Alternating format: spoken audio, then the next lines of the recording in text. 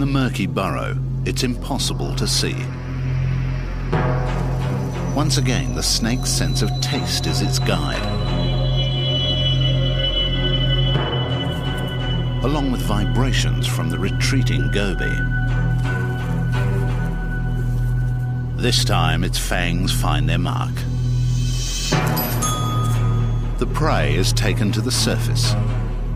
Maybe swallowing requires a helping hand from gravity.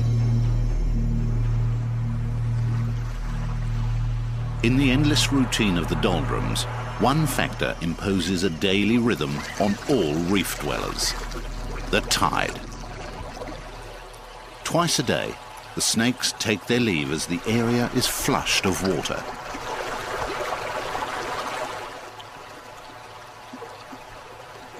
At its peak, a current of 9 knots drains the reef.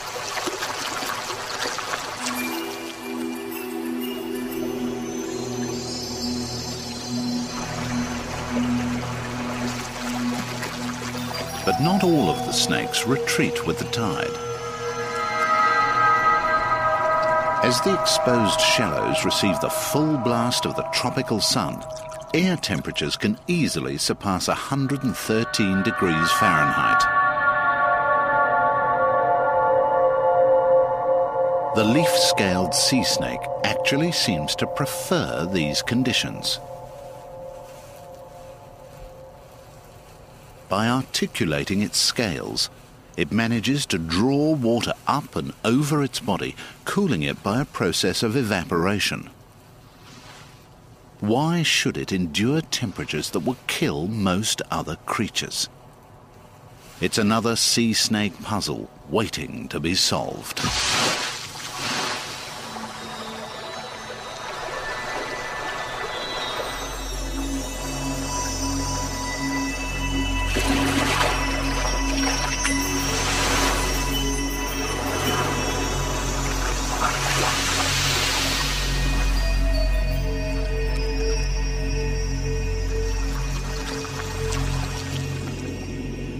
Just like a land snake, these serpents too must shed their skin. The warm water and abundant sunshine promote a vigorous growth of algae all over the snake body. By the time it's ready to shed, the protective eye scale becomes clouded. The loss of vision and algal fouling become an increasing irritation.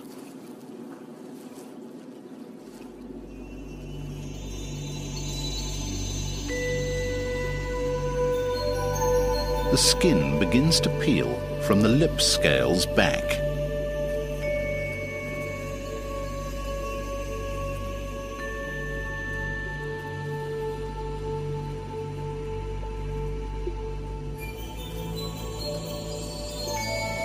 To hasten the process, the shedding snake rubs against rocks and coral, trying to catch the old skin on a protruding object and peel it off like a stocking.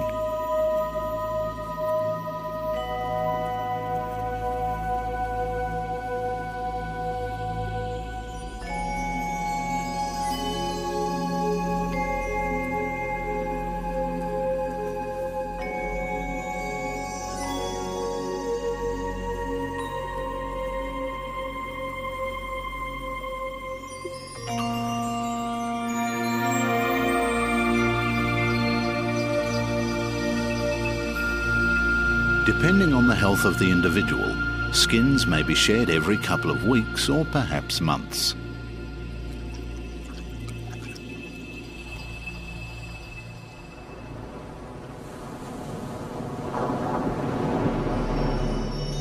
How snakes spend their days may be mysterious.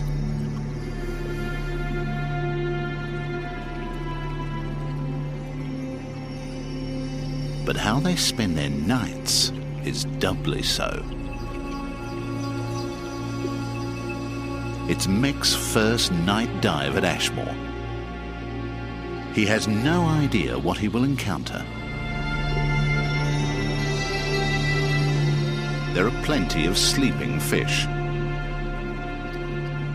But where are the snakes?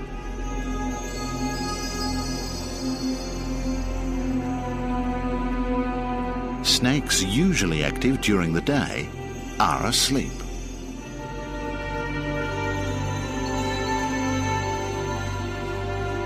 But other snakes are very active. These are the same ones seen sleeping during the day.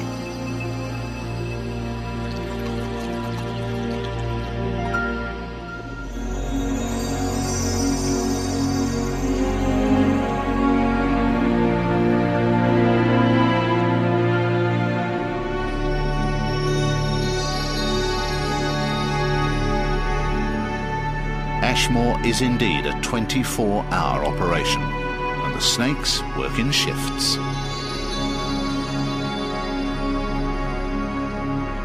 Could this be how so many coexist here?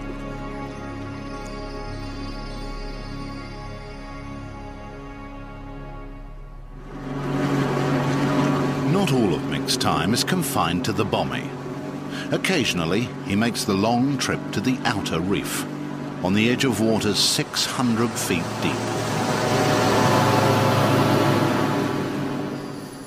Life on the outer reef is just as diverse as the inner, but the proximity of open water means different creatures may be present.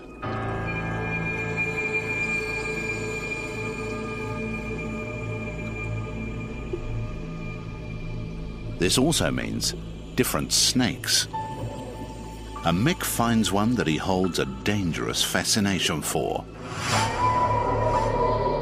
Stokes sea snake.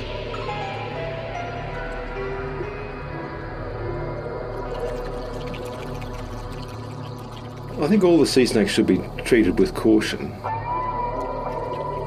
The Stokes sea snake I do treat with caution and respect.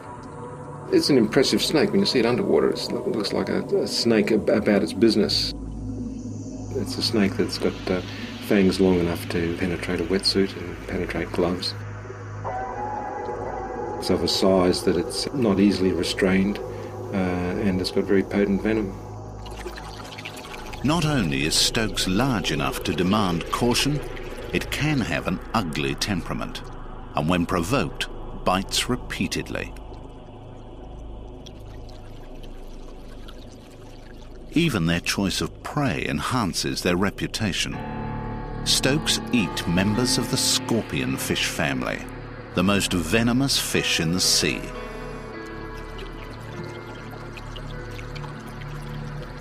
To upset a Stokes is to invite fatal consequences.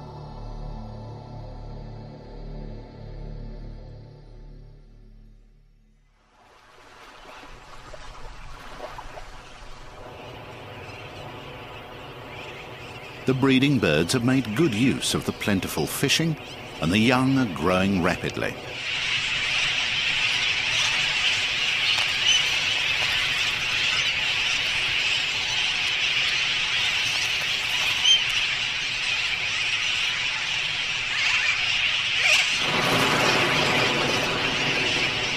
For the migrant species, it'll soon be time to depart and avoid the cyclone season.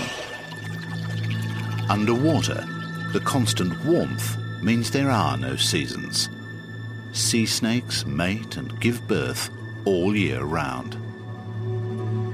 The courtship ritual of two turtle-headed sea snakes has caught Mick's attention.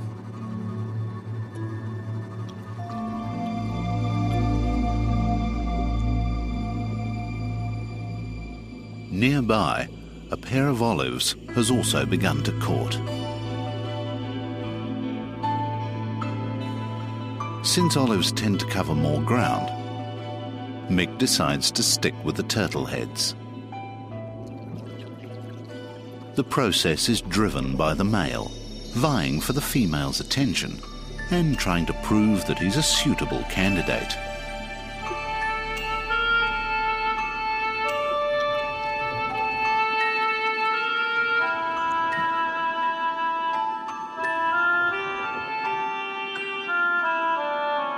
In such graceful animals, courtship becomes an enthralling, sinuous dance of great charm and sensuality.